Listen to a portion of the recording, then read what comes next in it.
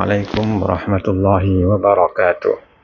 Alhamdulillah wassalatu wassalamu ala Rasulillah Sayyidina Muhammad ibn Abdullah wa ala alihi wa sahbihi wa mawalah.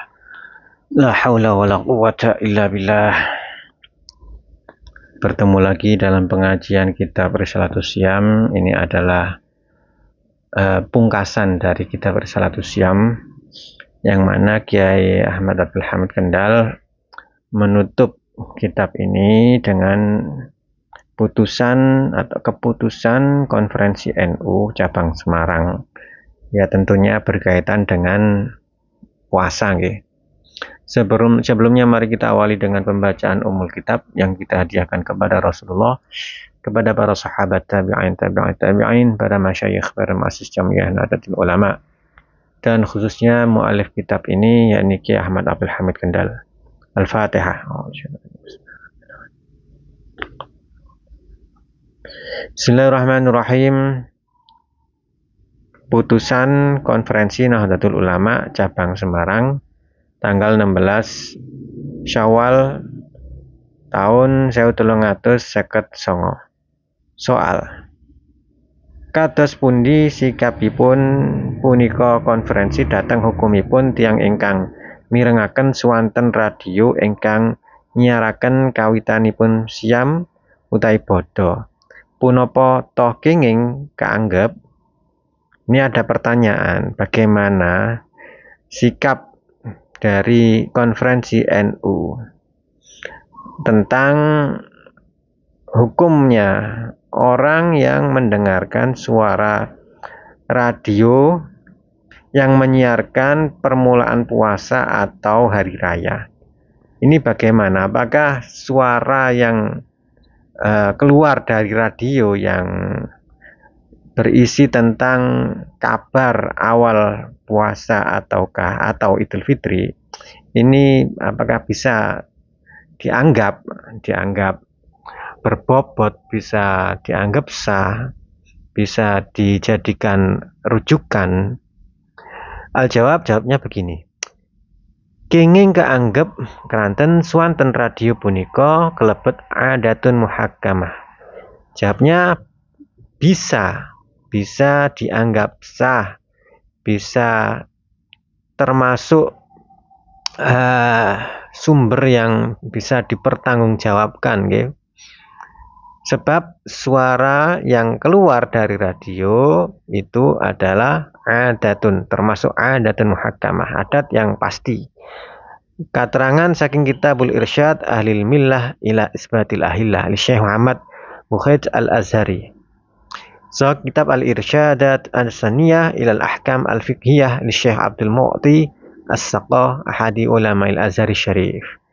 Biasanya kan kalau terkait tentang siaran radio ya, ini kadang kita itu memang meyakini bahwa yang disiarkan di situ adalah sudah valid ya.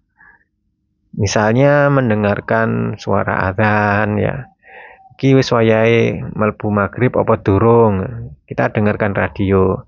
Ternyata kemudian terdengar suara radio yang menyiarkan adzan. Atau ya ini tadi pemberitahuan tentang awal puasa atau Idul Fitri.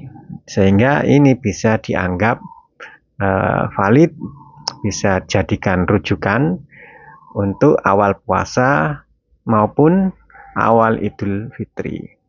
Ya tentunya itu melalui proses yang panjang ya. Yang menyiarkan itu biasanya adalah jurnalis, dan jurnalis ini mewawancarai atau menggali, memetakan, meriset dari beberapa ahli di bidang ilmu falak dan ilmu hisab. Tentunya seperti itu. Tidak akhirnya yang disiarkan oleh jurnalis itu tanpa data, itu tidak mungkin. Pasti ada datanya, dan dari situlah kemudian bisa dianggap informasi atau kabar yang muncul dari radio itu bisa dianggap. Selanjutnya Juz Tsani Shahifah 214. Wa nasuhu wa'lam anna mimma jarat bil adat fi hadha zaman anna ru'yata hilali Ramadan tasbutu fi baldatin min biladil Misri 'indal hakim asy-syar'iyyu fayamurun nasa bisyami fatursilul hukumatu al-khabara ilal biladil ukhra biwasitatil telegram ngoten nggih.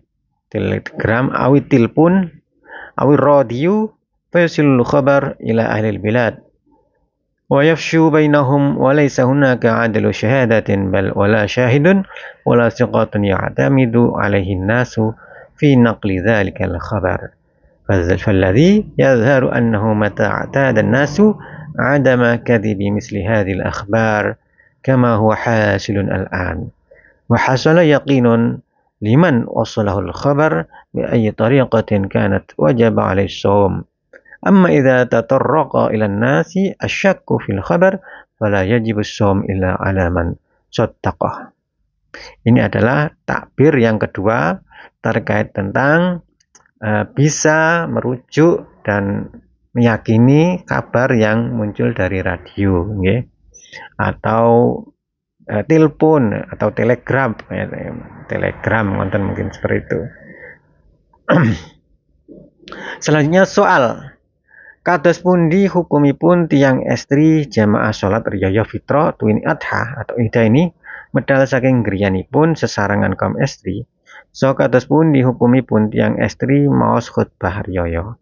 Bagaimana hukumnya perempuan berjamaah sholat Idul Fitri atau juga nggih dan sholat Idul Adha nggih kalau di hari raya Idul Adha keluar dari rumahnya bersama dengan perempuan yang lain. Soho kados pundi, lalu seperti apa hukumnya perempuan yang membaca khutbah hari raya? Jawabnya tafsil. Pertama, sunnah tumrap tiang estri ingkang boten kemayu datu hayatin tur sampun brukut boten ketinggal auratipun so boten ngangge wangi-wangi.